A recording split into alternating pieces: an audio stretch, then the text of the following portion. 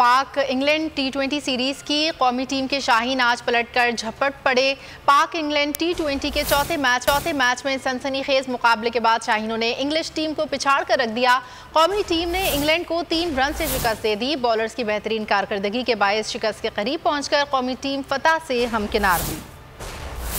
शाहीनों ने कर दिखाया, नामुमकिन को मुमकिन बनाया। कौमी टीम ने चौथे टी20 में इंग्लैंड को 3 रन से हरा दिया। कौमी टीम ने पहले बैटिंग की, आगाज तो शानदार हुआ। पहली विकेट की शिराकत में 97 रन बनाए गए। ताहम कप्तान बाबर आजम 36 रन बनाकर आउट हो गए। 4 खिलाड़ियों के नुकसान पर कौमी टीम 167 रन बना सकी। हदफ के ताकुब में इंग्लिश टीम मैदान में उतरी। ओपनर्स का आगाज अच्छा न रहा। 14 रन पर 3 खिलाड़ी पवेलियन लौट गए। बॉलर्स ने बेहतरीन कारकर्दगी दिखाई। चौथी विकेट की शिराकत में 43 रन, 5वीं विकेट की शिराकत में 49 रन दिए। एक के बाद एक विकेटें गिरने लगी। ऑलराउंडर हारिस रऊफ मर्दे बहरान साबित हुए। 19वें ओवर में 2 विकेटें हासिल कर ली। आखिरी ओवर में वसीम जूनियर की बॉल पर इंग्लैंड की आखिरी विकेट भी तमाम हुई और फतह कौमी टीम के नाम हुई। इंटरनेशनल मीडिया पर बोल छा गया। बोल बना हक और सच की आवाज। पाकिस्तान में बोल न्यूज को बंद क्यों किया जा रहा है? इंटरनेशनल मीडिया और अमरीकी काउंसिल ऑफ फॉरेन रिलेशन समेत हर प्लेटफॉर्म पर बोल न्यूज के चर्चे। बोल न्यूज की हक और सच की आवाज बंद करने पर सवालात उठाए जाने लगे।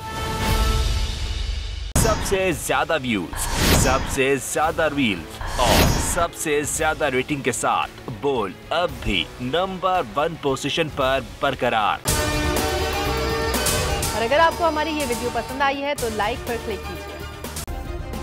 सब्सक्राइब करें और बेल दबाएं ताकि कोई खबर रह न जाए।